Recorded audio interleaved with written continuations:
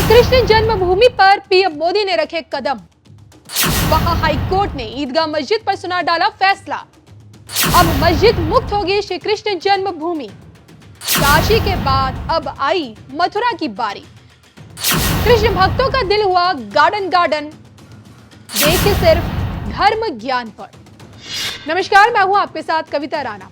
ईदगाह मस्जिद पर Allahabad high court ने देखिए अपना फैसला क्या सुनाया। 90 के दशक का नारा अयोध्या तो झांकी है, मथुरा काशी अभी बाकी है, चहुं दिशाओं में गूंज उठा। या फिर यूं कहें कि श्री कृष्ण जन्मभूमि पर पीएम मोदी के कदम पड़ते ही देश की अदालत ने ईदगाह मस्जिद पर सबसे बड़ा फैसला सुना दिया है।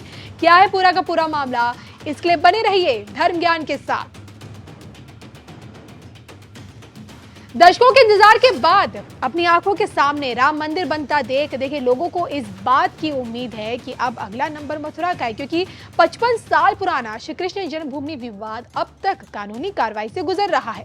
कृष्ण जन्मस्थान को मस्जिद मुक्त बनाने के लिए दोनों पक्ष आमने सामने हैं, और जिसे देखते हुए आजाद भारत के इतिहास में किसी भी प्रधानमंत्री ने कृष्ण जन्मस्थली पर आने की हिम्मत नहीं जुटाई।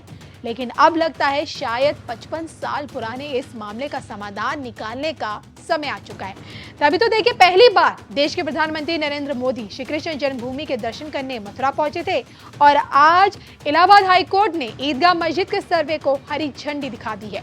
भगवान श्री कृष्ण विराजमान और 7 अन्य लोगों की जो टीम थी, जिसमें आपके वकील हरिशंकर जैन, विष्णु शंकर जैन, प्रभाष पांडे और देवकीनंदन महाराज, ये सारे लोग शामिल थे। इन लोगों की याचिका पर फैसला सुनाते हुए हाई कोर्ट ने ईदगाह परिसर में एएसआई सर्वे कराने का आदेश दे दिया है। दरअसल हिंदू पक्षकारों की तरफ से हाई कोर्ट में याचिका दायर कर एएसआई सर्वे की मांग की गई थी।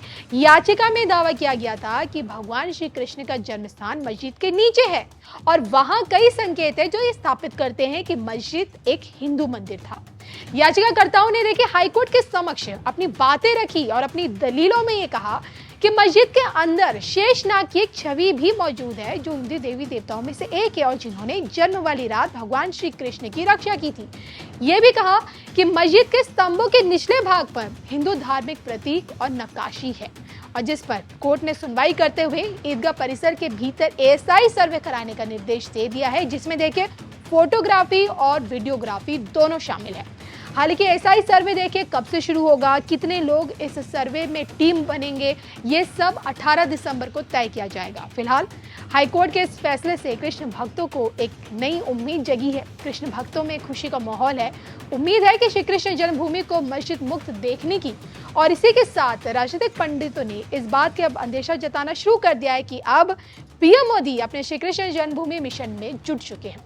राजनीतिक पंडितों की माने तो राम मंदिर के निर्माण ने 24 में पीएम मोदी की जीत पक्की कर ली है, और अब 29 चुनाव की आधारशिला मथुरा में रखी जा चुकी है। क्योंकि भारत के इतिहास में देखिए कृष्ण जन्मभूमि जाने वाले पीएम मोदी देश के इकलौते प्रधानमंत्री, जो कि मैंने आपको शुरू में बताया। अब आपको ये भी याद दिला दूं कि देव उठनी के दिन यानी कि 23 नवंबर को पीएम मोदी श्री कृष्ण जन्मभूमि पहुंचे थे, और इसके ठीक 60 दिन बाद यानी कि आने वाली 22 जनवरी की तारीख को अयोध्या में राम मंदिर का उद्घाटन वो करेंगे। तो रामलला की प्राण प्रतिष्ठा में मौजूद रहेंगे वो। तो 60 दिनों के अंदर काशी जाकर पीएम मोदी ने इस बात का इशारा दे दिया है कि मथुरा सरकार की टॉप लिस्ट में, टॉप प्रायोरिटी में आ गया, यानी कि अब श्री कृष्ण जन्मभूमि का नंबर है। और अब गौर करने वाली बात यह कि काशी में विशाल कॉरिडोर बनाकर शिव की नगरी की काया पलट पीएम मोदी ने करके दिखाई। फिर ऊपर से ज्ञानवापी परिसर के सर्वे का काम भी देखिए पूरा हो चुका है। नंदी महाराज का इंतजार अब लगभग लंबा चलने वाला बिल्कुल भी नहीं है। वहीं अब इलाहाबाद हाईकोर्ट की तरफ से ईदगाह मस्जिद को लेकर जो एएसआई सर्वे कराने का जो फैसला सामने आया है, उसे देखते हुए आपको क्या लगता है कि क्या श्री कृष्ण जन्मभूमि के लिए सालों का इंतजार अब खत्म होने को आया है? तो कोर्ट के इस फैसले पर आपकी क्या राय है वो भी बताएगा। और इसके साथ साथ हम आपको बता दें कि इस फैसले पर भारतीय संत समिति के जो महामंत्री हैं स्वामी जितेंद्रानंद स्वामी, उन्होंने इस पर क्या बयान दिया, सुना देते हैं।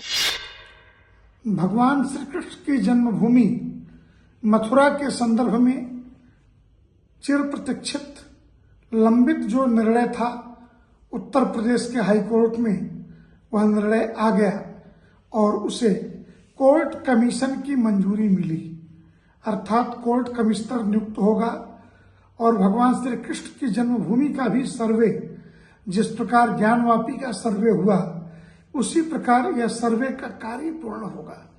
अखिल भारतीय संत समिति उत्तर प्रदेश हाईकोर्ट के इलाहाबाद बेंच के फैसले का हार्दिक स्वागत करती है और हमारा यह मानना है कि भगवान श्री कृष्ण की जन्मभूमि की मुक्ति के संदर्भ में यह सही दिशा में बढ़ा हुआ एक कदम और है।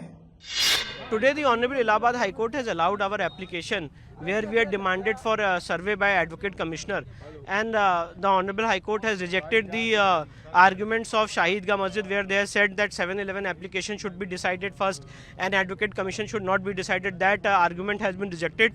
The court has in principle agreed with our demand that Advocate Commissioner must be issued. Who will be the Advocate Commissioner, whether it will be a 3-member panel, what will be the timing of Advocate Commissioner, what will be the modalities, all these things will be decided on 18 December. What demanding by you? My demand was that in this Shahid Ga Masjid there are a lot of signs and symbols of Hindu temple, and to know the actual factual position an Advocate Commissioner panel is required, and therefore the Honorable Court has accepted my application, allowed my application, and this order has been passed today. Big victory. Yes, it's a very big important landmark judgment by the Honorable Allahabad High Court.